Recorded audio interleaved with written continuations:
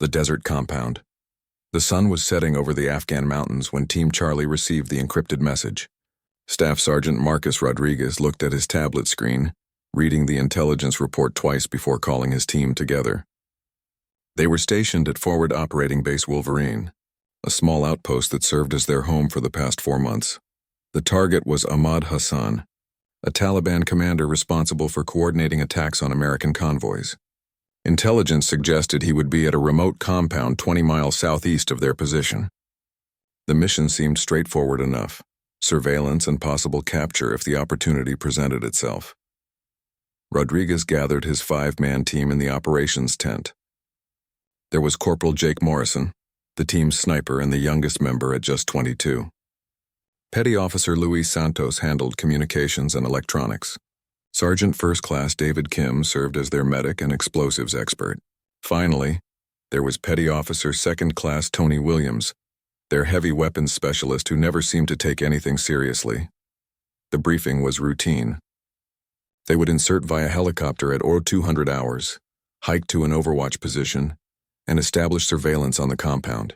The rules of engagement were clear: observe and report, engage only if fired upon, or if American lives were in immediate danger. What the briefing didn't mention was the pressure their commanding officer, Colonel Patricia Hayes, was under from higher command. 3 American soldiers had been killed by an IED the week before, and intelligence pointed to Hassan as the architect of that attack. The colonel wanted results, and she wanted them fast. As the team prepared their gear, Rodriguez noticed something different in the air. There was tension he hadn't felt on previous missions. Morrison was quieter than usual, methodically checking and rechecking his rifle. Santos kept adjusting his radio equipment with nervous energy. Even Williams had stopped making his usual jokes. The helicopter ride to the insertion point was bumpy. The pilot, Chief Warrant Officer Sarah Chen, had to navigate through a sandstorm that had kicked up unexpectedly. The team sat in silence, each man lost in his own thoughts about what lay ahead. When they finally touched down in a valley 3 miles from the target compound, the night was eerily quiet. The only sounds were the fading rotor beats of Chen's helicopter as she disappeared back into the darkness.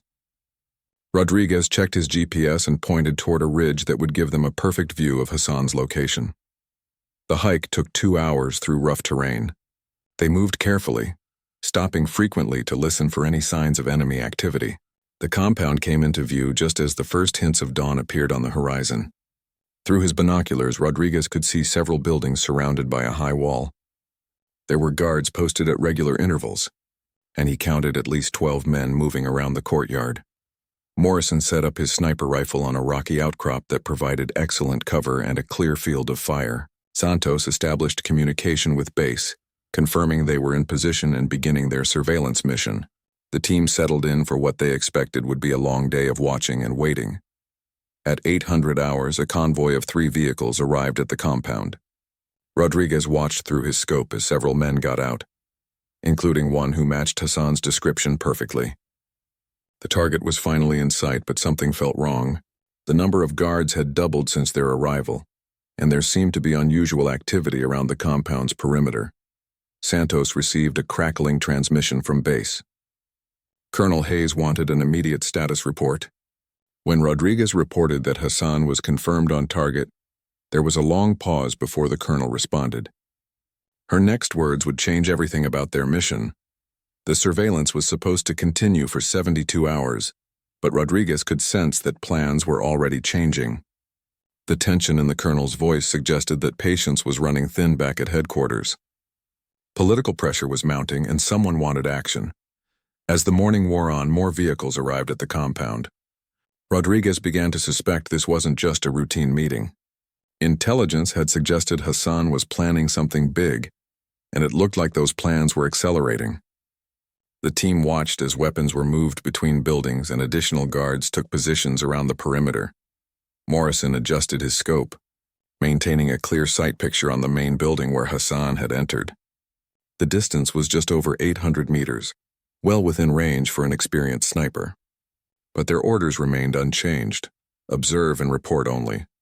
By noon, the compound was buzzing with activity. Rodriguez counted over 30 armed men, far more than intelligence had suggested would be present.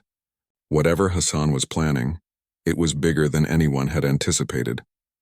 The question was whether their surveillance mission would be enough, or if someone higher up the chain of command would decide more direct action was necessary. The intercepted communications Santos adjusted his headset as encrypted chatter filled the airwaves.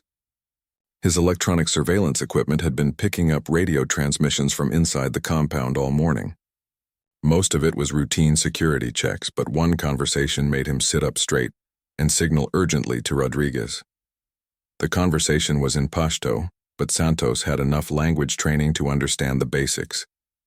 Hassan was coordinating something for that evening, something involving American positions along Highway 1. The words convoy and explosive device came through clearly, sending a chill down Santos's spine. Rodriguez crawled over to Santos's position, keeping low to avoid detection. The intelligence specialist played back the recorded transmission, pointing out key phrases as they listened. It became clear that Hassan wasn't just planning another IED attack.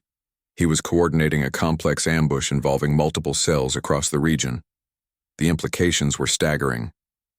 3 American supply convoys were scheduled to travel Highway 1 over the next 2 days. If Hassan's plan succeeded, dozens of American soldiers could be killed or wounded. Rodriguez immediately contacted Colonel Hayes with the intelligence update. The colonel's response was swift and decisive. Within minutes, Rodriguez received new orders that made his stomach drop. The mission parameters had changed completely. They were no longer observers. They were now authorized to take direct action to prevent the attack. Morrison had been listening to the radio chatter from his sniper position. When Rodriguez crawled over to brief him on the new orders, the young corporal's face went pale. They were being asked to eliminate Hassan and his key lieutenants before the attack could be launched. The ethical weight of the decision wasn't lost on any of them. This wasn't a firefight where they were defending themselves. This was a deliberate assassination mission based on intercepted communications. The legal justification was solid, but the moral complexity was something none of them had fully prepared for. Kim, the team medic, had been monitoring the compound's security patterns all morning. He reported that the guards changed shifts every 2 hours, creating brief windows of vulnerability. If they were going to act, the next opportunity would come at 1400 hours when the afternoon shift change occurred. Williams positioned himself with the team's heavy machine gun, providing overwatch for the operation. His job was to suppress any return fire and cover their withdrawal if things went wrong. The big man's usual humor was completely absent as he checked his weapon systems. Colonel Hayes's voice crackled through the radio again, more insistent this time. Intelligence indicated that Hassan's coordinated attack was scheduled for 1800 hours, just 4 hours away. There wasn't time to insert another team or coordinate with other units in the area. Team Charlie was the only asset in position to stop the attack. Rodriguez found himself facing the kind of decision that military leaders have wrestled with for generations. The intelligence was solid but not perfect. The threat to American lives was real but not immediate. The authority to act was clear, but the consequences were unpredictable. As team leader, Rodriguez knew the final decision rested with him. He could follow orders and authorize Morrison to take the shot, potentially saving dozens of American lives. Or he could refuse, citing insufficient immediate threat, and risk the consequences if Hassan's attack succeeded. Morrison had been tracking Hassan through his scope for over an hour. The Taliban commander had emerged from the main building several times, always accompanied by armed guards. The shot was difficult but achievable. Morrison had made longer shots under worse conditions during his deployment. The young sniper's training had prepared him for this moment, but training couldn't account for the weight of taking a life outside the heat of battle. This wasn't self-defense or protecting his team. This was a calculated elimination based on intelligence reports and intercepted communications. Santos continued monitoring the radio frequencies, picking up more details about Hassan's plan. The attack would involve roadside bombs at 3 locations along Highway 1, with coordinated small arms fire from elevated positions.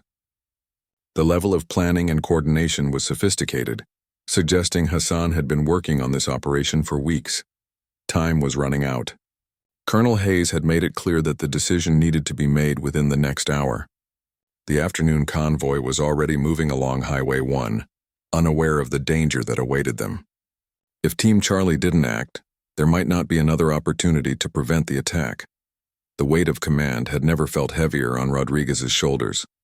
Every military leader faces moments when split-second decisions can mean the difference between life and death for their soldiers. This was one of those moments, and the clock was ticking toward an irreversible choice. The order that changed everything. The radio crackled to life at 13:47 hours with a transmission that would haunt Team Charlie for years to come. It wasn't Colonel Hayes's voice this time. It was General Michael Harrison, the theater commander himself. His words were clipped and direct, leaving no room for interpretation. "Charlie team, this is Thunder 6. You are cleared hot for immediate engagement. Repeat. You are authorized to engage target Hassan with extreme prejudice. Time is critical, acknowledge." Rodriguez felt his mouth go dry. When a general takes direct command of a tactical situation, it means the stakes have risen beyond anything they had imagined. He keyed his radio with trembling fingers. "Thunder 6, this is Charlie 6. Request confirmation of rules of engagement. Are we authorized for lethal force against target Hassan?" The general's response came back immediately, tinged with frustration. "Charlie 6, affirmative. Intelligence confirms imminent threat to American lives. You have presidential authority for this action. Execute immediately. Presidential authority." Those two words changed everything. This wasn't just a field commander making a tactical decision. This order had come from the highest levels of government. Rodriguez looked at his team, seeing his own shock reflected in their faces. Morrison had been listening to the exchange through his headset. His rifle was already trained on Hassan, who was standing in the compound's courtyard talking with 3 other men. The crosshairs were steady on the Taliban commander's chest. All Morrison needed was the word from his team leader. But something felt wrong to Rodriguez. The urgency in the general's voice, the mention of presidential authority, the insistence on immediate action. It all seemed too convenient. In his 8 years as a special operations soldier, Rodriguez had learned to trust his instincts. And right now those instincts were screaming warnings. Santos had been monitoring multiple radio frequencies throughout the morning. The intercepted communications about Hassan's planned attack were real. But Santos had also picked up chatter suggesting increased American military activity in the region. It was possible that Hassan and his men were already aware they were being watched. Kim noticed movement around the compound's perimeter that hadn't been there earlier. Additional guards had taken positions, and there seemed to be more organization to their defensive posture. If this was supposed to be a secret meeting, why were they acting like they expected trouble? Williams had been scanning the surrounding terrain through his scope when he spotted something that made his blood run cold. On a ridge approximately 1 kilometer north of their position, he could make out what appeared to be another observation team. The glint of sunlight off optical equipment was unmistakable. "Boss," Williams whispered into his radio. "We've got company. Another team has overwatch on this compound from the North Ridge." Rodriguez felt a chill that had nothing to do with the mountain air. If there was another team in the area, why hadn't they been informed? Special operations forces always coordinated their movements to avoid friendly fire incidents. The presence of an unknown team suggested that much more was happening than they had been told. The general's voice came over the radio again, more insistent than before. "Charlie 6, what is your status? Time is critical. We need immediate confirmation of target elimination." Rodriguez stalled for time, reporting that they were adjusting position for a better shot. In reality, he was trying to piece together a puzzle that was becoming more complex by the minute. The pressure from above, the unknown observation team, the increased security at the compound, none of it added up to a routine counter-terrorism operation. Morrison's finger hovered over his rifle's trigger. Hassan was still in his crosshairs, an easy shot at 800 meters. The young sniper had been trained to follow orders without question, but he could sense his team leader's hesitation. Something about this entire situation felt wrong. Santos picked up another transmission that made him grab Rodriguez's arm. It was a brief message in English, transmitted on a frequency typically used by intelligence operatives. The message was coded, but Santos recognized enough of the encryption pattern to know it wasn't coming from their command structure. "Someone else is running an operation here," Santos whispered to Rodriguez. "This isn't just about stopping Hassan's attack. The pieces were starting to fall into place in Rodriguez's mind. The unusual urgency from command, the presence of an unknown observation team, the sophisticated nature of Hassan's planned attack, it all suggested a much larger intelligence operation was in play. Rodriguez realized they might be walking into a trap. Or worse, they might be unwitting participants in an operation that went far beyond their original mission parameters. The order to eliminate Hassan might be legitimate, but the reasons behind it might be completely different from what they had been told. General Harrison's voice crackled through the radio one more time, and this time there was barely contained anger in his tone. Charlie 6, you will execute this order immediately. Sergeant Morrison, if your team leader is unable to give the command, you are authorized to engage on my direct order. Take the shot. Morrison's training told him to obey the direct order from a general officer, but his loyalty was to his team leader and his fellow soldiers. He looked toward Rodriguez's position, waiting for guidance from the man who had kept them alive through countless dangerous missions. The moment of truth had arrived. Rodriguez had to make a decision that would define not only the rest of the mission, but potentially the rest of their military careers. Follow the order and eliminate Hassan, or trust his instincts that something much bigger and more dangerous was happening around them. The decision to disobey Rodriguez's hand trembled as he reached for his radio. In 15 years of military service, he had never disobeyed a direct order from a superior officer, but everything about this situation felt wrong, and his responsibility to his team outweighed his fear of court-martial. Morrison, hold your fire, Rodriguez whispered into his headset. Something's not right here. The young sniper's relief was palpable even through the radio static. Morrison had been struggling with the same doubts that plagued his team leader. Taking a life in combat was one thing, but executing someone based on questionable intelligence felt entirely different. General Harrison's voice exploded through their communication system within seconds. Charlie 6, you are in direct violation of orders. Sergeant Morrison, I am giving you a direct command. Eliminate target Hassan immediately. Rodriguez made a decision that would haunt him for the rest of his life. He reached over and switched off Morrison's radio, cutting the connection between his sniper and the general. If there were consequences to face later, Rodriguez would face them alone. Santos had been working frantically to decode the mysterious transmissions he'd intercepted. Using specialized software on his encrypted laptop, he began to piece together fragments of the coded messages. What he discovered made his hands shake as he typed. The coded transmissions revealed that Hassan wasn't just a Taliban commander. He was working as a double agent for American intelligence. The planned attack on Highway 1 was actually an elaborate deception designed to expose other Taliban cells in the region. Eliminating Hassan would destroy months of careful intelligence work. Boss, you need to see this. Santos called Rodriguez over to his position. The intelligence specialist showed him the decoded messages, explaining their significance in hushed tones. Hassan was one of the most valuable intelligence assets in the entire theater of operations. Rodriguez felt sick to his stomach as the implications became clear. Someone at a very high level wanted Hassan dead, despite his value as an intelligence source. The order to eliminate him wasn't about preventing an attack on American forces. It was about silencing someone who knew too much. Kim had been watching the compound through his binoculars when he noticed something that confirmed their suspicions. Several of the men moving around the courtyard were carrying equipment that looked distinctly American in origin. These weren't just Taliban fighters. Some of them were likely intelligence operatives. Williams spotted movement from the unknown observation team on the North Ridge. Through his scope, he could see at least 3 figures with professional military equipment. But their uniforms didn't match any American unit he recognized, and their behavior suggested they weren't following standard operating procedures. We've got a problem, Williams reported. That team on the ridge is moving into position. Looks like they're setting up for their own shot on the compound. Rodriguez realized they were caught in the middle of a complex intelligence operation with multiple players and competing objectives. Hassan might be a double agent, but someone wanted him eliminated before he could reveal whatever secrets he possessed. The radio crackled back to life as Colonel Hayes tried to re-establish communication.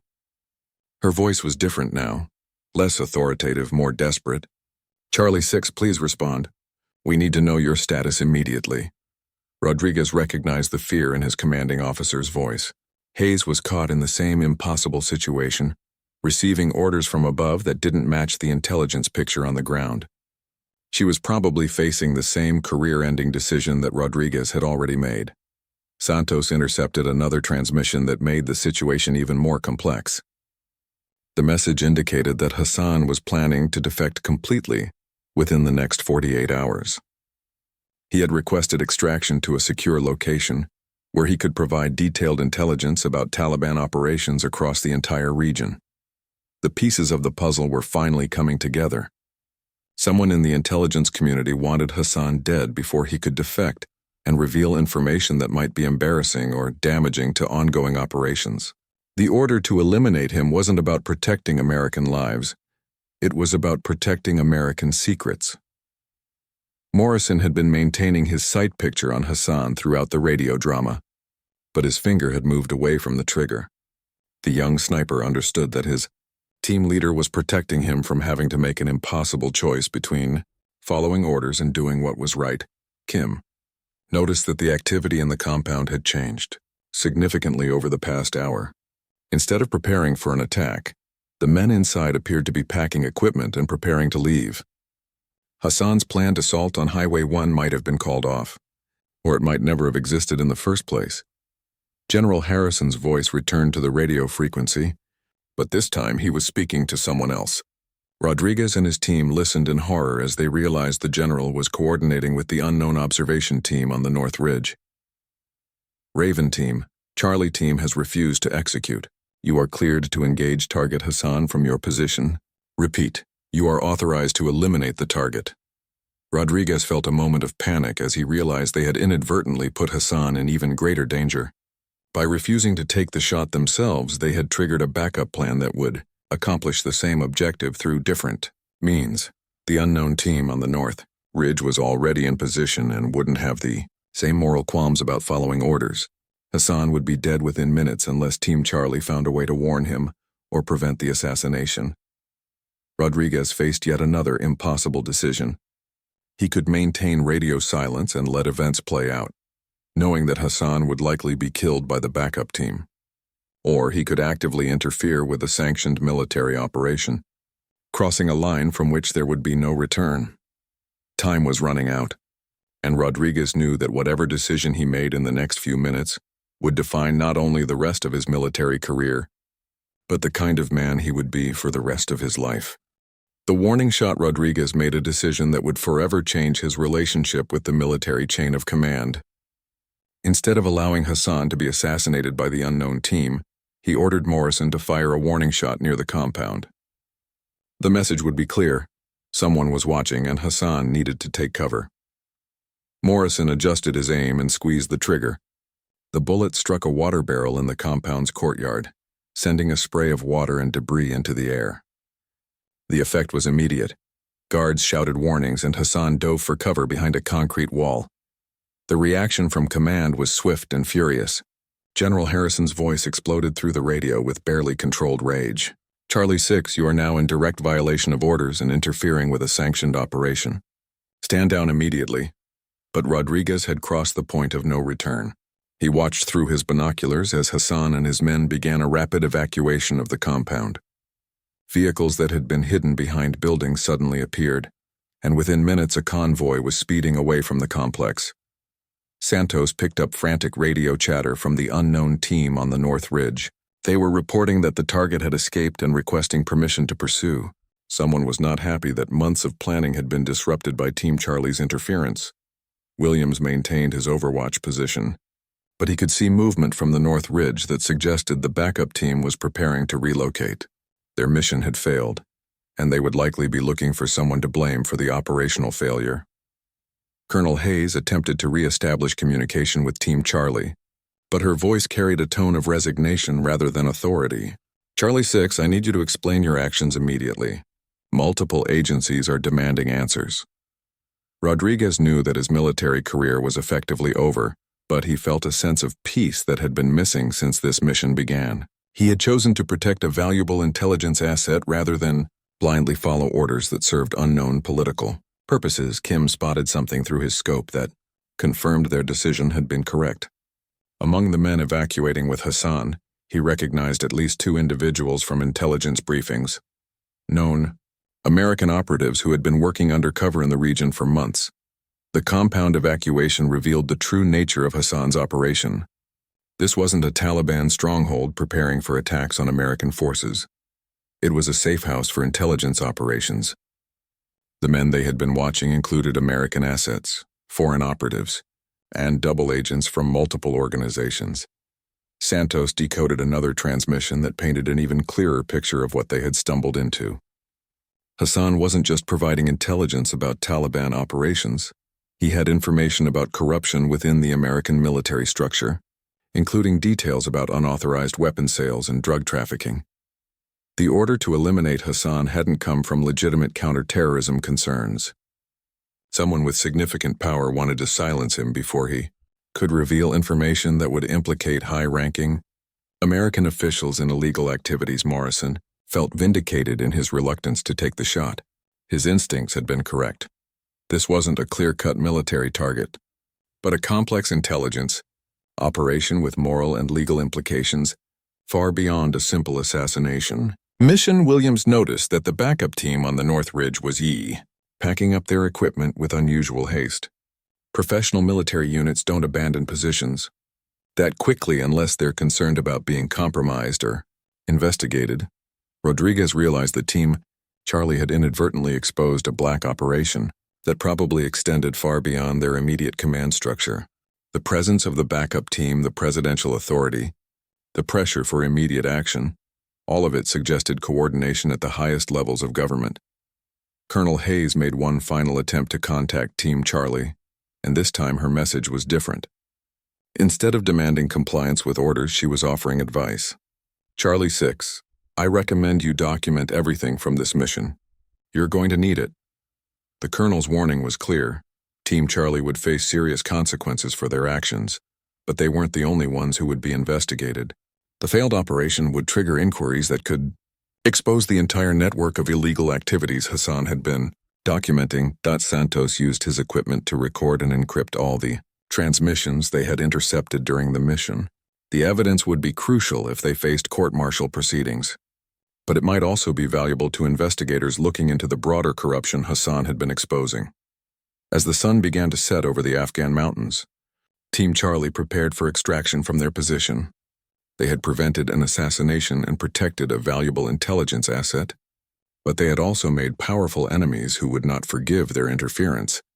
Rodriguez knew that the mission report would be the most important document he ever wrote. The truth about Hassan's real role, the intercepted communications, the presence of the backup team, all of it would need to be carefully documented to protect his team from retaliation.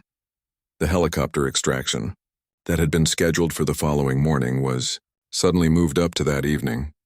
Someone wanted Team Charlie out of the area quickly, before they could observe any more activities or intercept additional communications.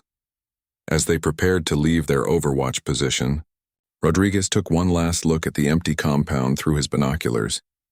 Hassan and his intelligence operation had vanished into the Afghan countryside, carrying secrets that someone had been willing to kill to protect.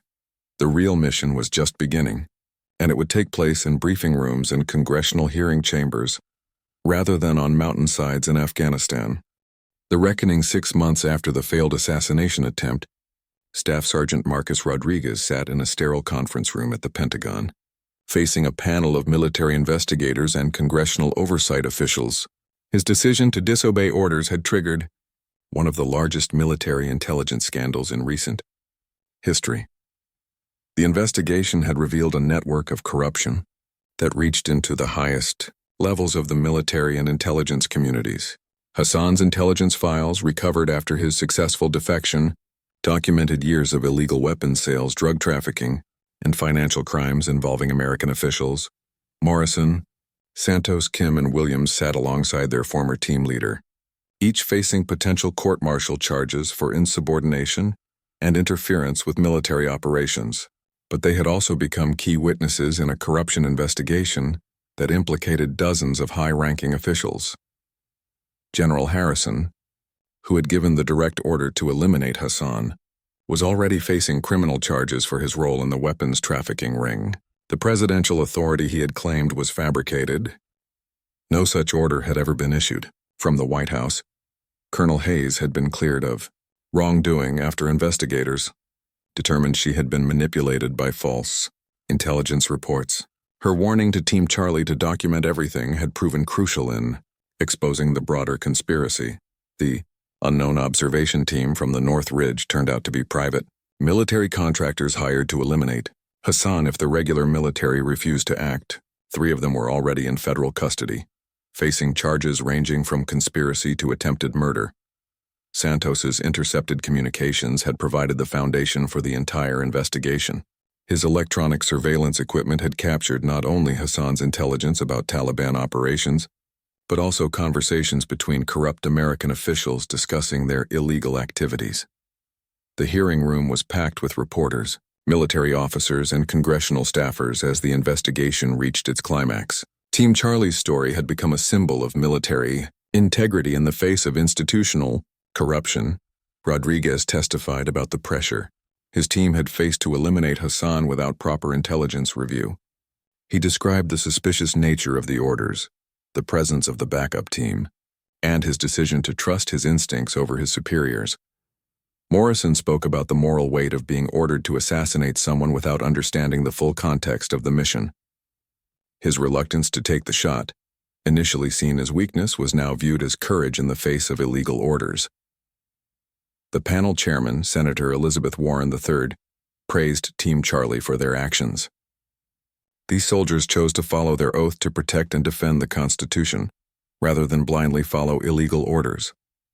Their courage has exposed a cancer within our military structure. Hassan himself testified via secure video link from his new location in witness protection. His intelligence had already led to the arrest of 47 individuals involved in the trafficking network, including 3 generals and multiple contractors. The Taliban commander turned intelligence asset described his years of working with American forces, providing information that had saved countless lives. He explained how corrupt officials had begun pressuring him to alter his reports to protect their illegal activities. Kim testified about the medical care he had provided to injured civilians during previous missions, emphasizing the team's commitment to protecting innocent lives. His testimony helped establish that Team Charlie's actions were consistent with their values and training. Williams described the suspicious behavior of the backup team on the North Ridge, providing crucial details that helped investigators track down the private contractors. His observations had been key to proving the existence of the parallel assassination plot. The defense attorney for Team Charlie argued that her clients had acted in accordance with their oath to defend the Constitution against all enemies, foreign and domestic.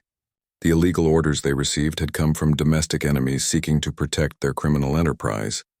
The prosecution, representing the military's interest in maintaining discipline and chain of command, argued that soldiers cannot pick and choose which orders to follow.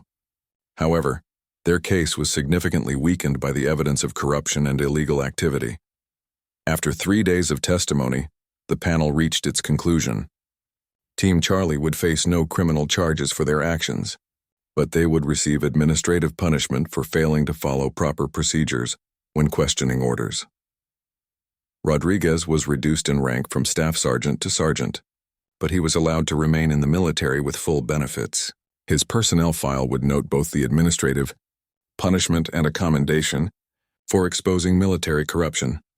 The other team members received similar treatment, minor administrative punishment coupled with recognition for their role in the investigation. None of them would face court-martial or criminal charges. More importantly, the investigation led to comprehensive reforms in military intelligence operations. New oversight procedures were implemented to prevent the kind of corruption that had nearly led to Hassan's assassination. Hassan's intelligence network, now operating under proper oversight, continued to provide valuable information about terrorist activities in the region. His successful defection encouraged other potential assets to come forward with information about extremist organizations. The private military contractors, who had tried to complete the assassination, were sentenced to lengthy prison terms. Their company lost all government contracts and was eventually disbanded under federal investigation. General Harrison received a 20-year prison sentence for his role in the trafficking network. His fall from grace served as a warning to other officials who might be tempted to abuse their positions for personal gain. Team Charlie was eventually reassigned to different units, but they remained in contact with each other.